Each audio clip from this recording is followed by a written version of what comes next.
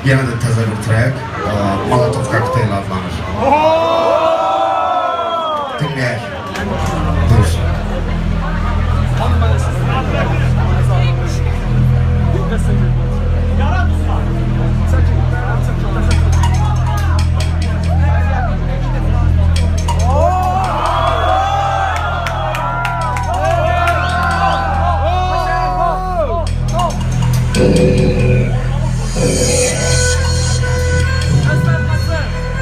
Sözlərə diqqət ediyoruz.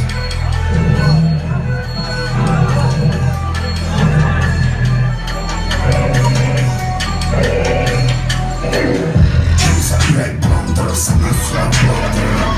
Mikrofonda xarcılıqsız zamanı dayandırırım. Qanlı qanunlara qan qarşında qanında İnsanın sütündə yaxud qanında olur. Yazılı hop gedənlər dinən loğçurdan daşı yox. Fahişələr əzlətdir, mahramaq qorxmaq yox. Nəyəsə bir şans ver, bir daha qaytaracam. Boyundan küsür gələnlərin hər birini qaytaracam. Söz verirəm, qaytaracam hamısını, hər kəsini. Anladacam lekin yanı morfinin adresini.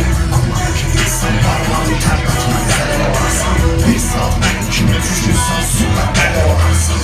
Səsin dinlən çıxar ki, yayılır bəla kimi.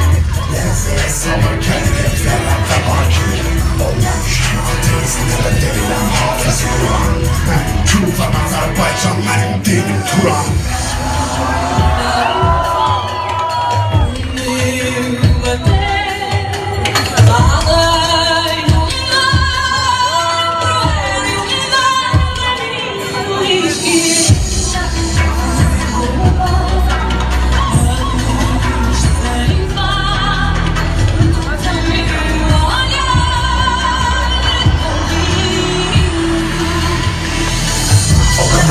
Sularım var, çoxsan dastan olar.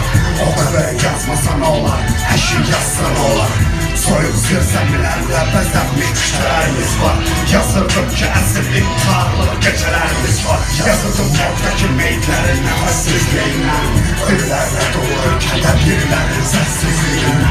Yazanlar süzsə də yazacam ahirət biraz. Ona görə də hər ayın 13 ahirətə keçmə masterclass.